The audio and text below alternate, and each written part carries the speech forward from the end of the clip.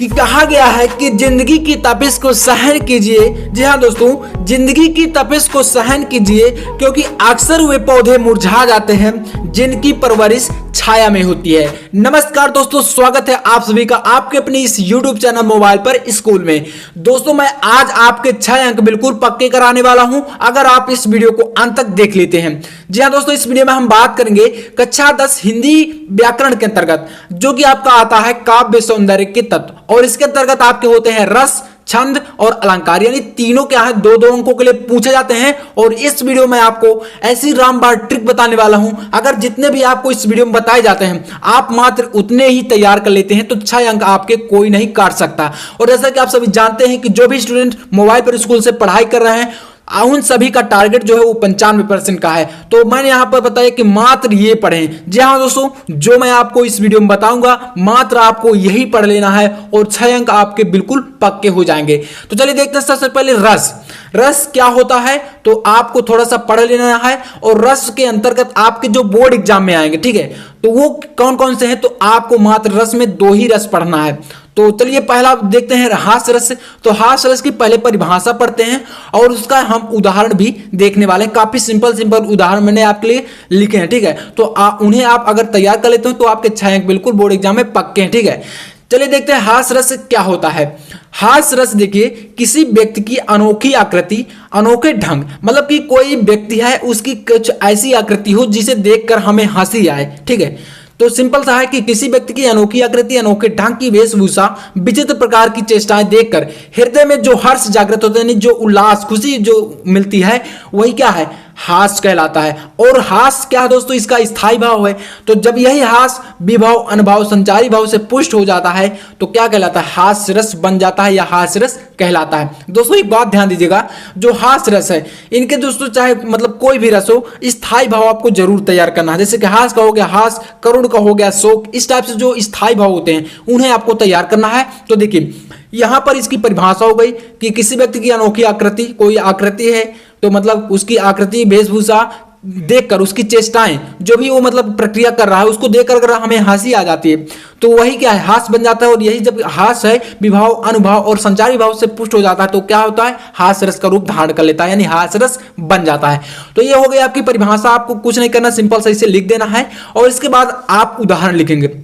एक बात ध्यान दीजिएगा, अगर आप लोग उदाहरण नहीं देंगे, एग्जाम्पल, तो आपको दोस्तों वहां पर अंक बिल्कुल नहीं मिलेंगे, यानी आधा अंक आपको दिया जाएगा, पूरे अंक नहीं मिलेंगे।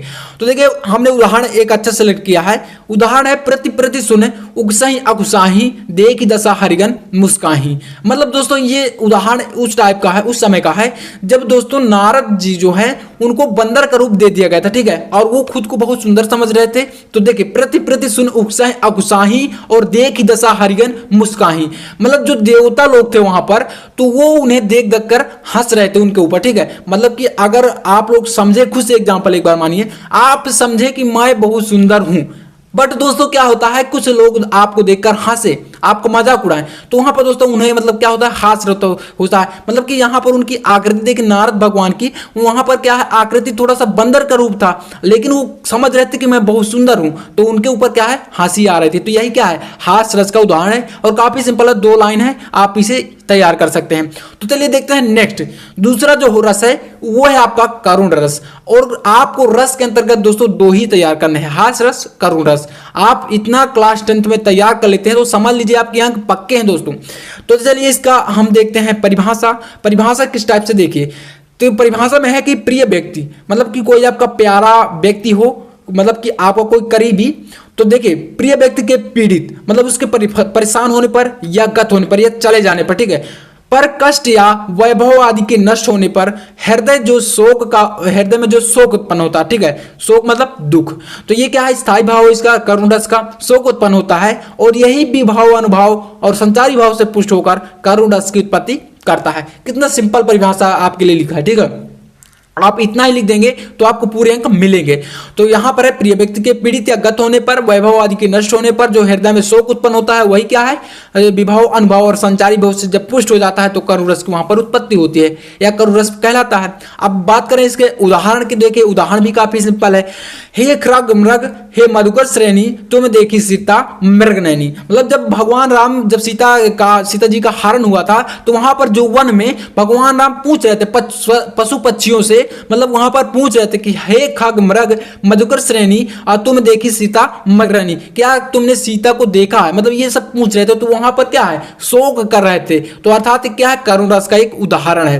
अब बात करें इसके अलंकार की, क्योंकि दोस्तों अलंकार भी 2 अंकों के लिए पूछे जाते हैं। तो चलिए बात कर लेते हैं अलंकार की। अलंकार के अंतर्गत आपको 2 तैयार करने हैं। तो पहला जो है वो है उपमा अलंकार। तो देखिए उपमा अलंकार की परिभाषा देखिए, परिभाषा की बात करें तो देखिए यहां पर परिभाषा कुछ इस प्रकार से है कि जहां किसी एक वस्तु की किसी दूसरे प्रसिद्ध वस्तु से गुण धर्म और स्वरूप की तुलना की जाती है वहां पर क्या होता है, उपमा अलंकार होता है।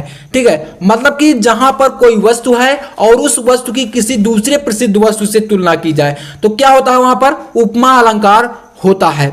अब इसके उदाहरण की बात करें तो क्योंकि उदाहरण तो काफी इंपॉर्टेंट है, अगर आप लोग एग्जाम्पल नहीं देंगे तो वहां पर आपको अंक नहीं मिलेंगे। तो देखिए उदाहरण में आप लिखेंगे कि पीपर पात सरिस मन डोला, मतलब एक लाइन आप लिख देंगे मेरे भाई तो आपको 2 अंक मिल जाएंगे। पीपर पात सरिस मन डोला, मतलब पीपल जो वृक्ष होता है उसके आप जानते होंगे, तो उसकी पत्तों के समान क्या है, मन जो है इधर उधर हिल रहा है। तो क्या है, तुलना की गई है ना, पीपल के पत्तों से तुलना की गई है मन की। अब यहां पर दूसरा जो है वो है हरिपद कोमल कमल से।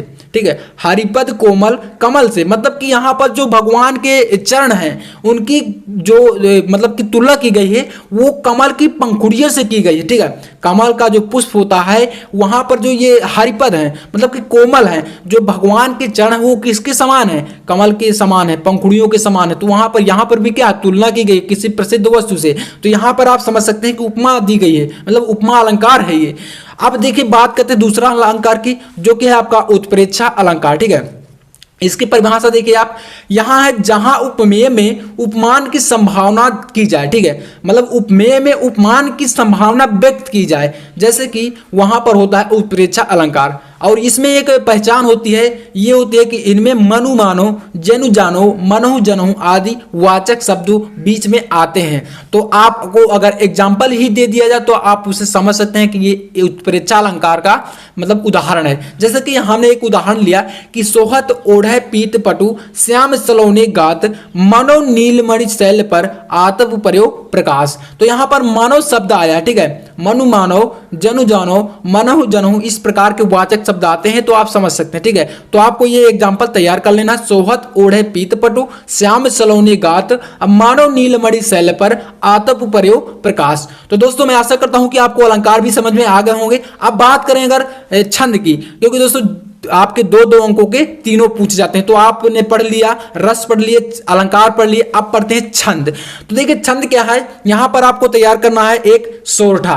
वैसे क्या होता है कि चौपाई और ये दोहा भी पूछा जाता है, बट आपको सोरठा तैयार करना है क्योंकि कुछ सिलेबस से हटा है। तो आप चौपाई भी तैयार कर सकते हैं। और यहां पर पहले तो बात करते हैं सोरठा की। देखिए सोरठा जो है ये होता है दोहे का उल्टा, मतलब आपने एक परिभाषा तैयार कर ली, समझिएगा थोड़ा सा। यहां पर अगर आपने सोरठा तैयार कर लिया तो आपको दोहा तैयार हो जाएगा। बस आपको एग्जांपल तैयार करना है, कैसे समझिए।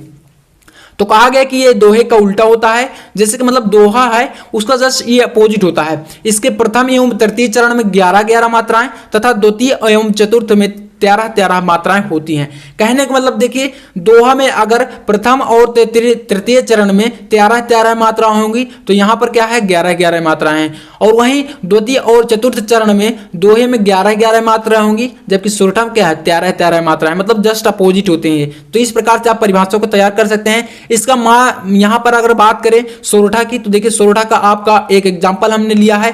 तो ये है आपका जो सुमिरत सिद्धि होई गणनायक कविवर बदन करहु अनुग्रह सोए बुद्धि राशि शुभ गुण सदन। ठीक है, ये आपने एग्जाम्पल ले लिया। अब वहां पर थोड़ा सा आप ये बात ध्यान दीजिएगा कि आपको मात्राएं भी चढ़ा देनी, कैसे। तो देखिए लघु और गुरु ये सब आप जानते होंगे, ये लघु गुरु होता है और ये क्या होता है लघु। इसको हम 2 गिनती करते हैं और इसको 1 मानते हैं। ठीक है, तो आप इसे चढ़ाकर देख सकते हैं इसमें, जैसे कि आपका ये है जो। अब यहाँ पर उच्चारण से आपको पहचानना होता है, जहां पर थोड़ा सा उच्चारण देर में हो, ठीक है, वहां पर आप गुरु लगाते हैं और लघु का मतलब जो जल्दी से हम पढ़ते हैं, जैसे कि सुमिरत, तो मतलब कि आपका एक एक पॉइंट है, रत हो गया, तो ये र है जो यहाँ पर एक मतलब लगेगा, तो यहाँ पर लघु होगा। और जहां पर थोड़ा सा होई मतलब हो आप जब पढ़ेंगे तो यहाँ पर थोड़ा सा बड़ा उच्चारण हो रहा है, मतलब टाइम लग रहा है, तो यहाँ पर आप गुरु लगाएंगे। तो ये लघु और गुरु को आपको समझना है, आप इन्हें थोड़ा सा प्रैक्टिस करिएगा अपने से, तभी आप लगा पाएंगे, अन्यथा दोस्तों वहां पर थोड़ा सा प्रॉब्लम होती है। तो आपको इन्हें लगाना है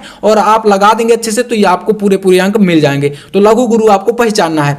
नेक्स्ट है आपका इसी के अंतर्गत छंद में रोला। तो छंद के अंतर्गत आपको रोला तैयार करना है। रोला की बात करें तो यह एक सम्मात्रिक छंद है, मतलब एक सम्मात्रिक छंद है। सम्मात्रिक का मतलब जो चरण होते हैं प्रत्येक चरण में बराबर बराबर मात्राएं हो, ठीक है, यही क्या होता है सम्मात्रिक। जैसे कि इसमें 4 चरण होते हैं और प्रत्येक चरण में 24-24 मात्राएं होती है, यानी प्रत्येक चरण में बराबर मात्राएं हैं और 4 चरण है तो मानी कुल मिलाकर कितने 96, 24 चौको 96 मात्राएं होंगी। बात करें तो इसमें 11 और 13 मात्राओं पर यति होता है, यानी विराम होता है, थोड़ा सा रुका जाता है। 11 मात्राओं पर और 13 मात्राओं पर रुका जाता है। कहने का मतलब आप उदाहरण को पढ़िए तब आपको समझ में आएगा। जैसे यहां पर है कि को पापी पंचत्व प्राप्त सुनी जमगन धावत, और अगला है बनी बनी बावन वीर बढ़त चौचंद मचावत, पय ताकि ताकि लो त्रिपथका के तटलावत, और 9 2 11 होत 3 5 बिसरावत। काफी अच्छा उदाहरण दोस्तों, आप इसे मजाक मजाक में तैयार कर सकते हैं, ठीक है। यहां पर देखिए मैंने लगाया इनको थोड़ा सा मात्राएं लगा दी, जैसे कि को यहां पर लघु लघु हो गए, गुरु लघु लघु हो गए, गुरु गुरु लघु, इस टाइप से आप इन्हें थोड़ा सा उच्चारण करके अपने से प्रैक्टिस करिएगा तभी आपको समझ में आएंगे।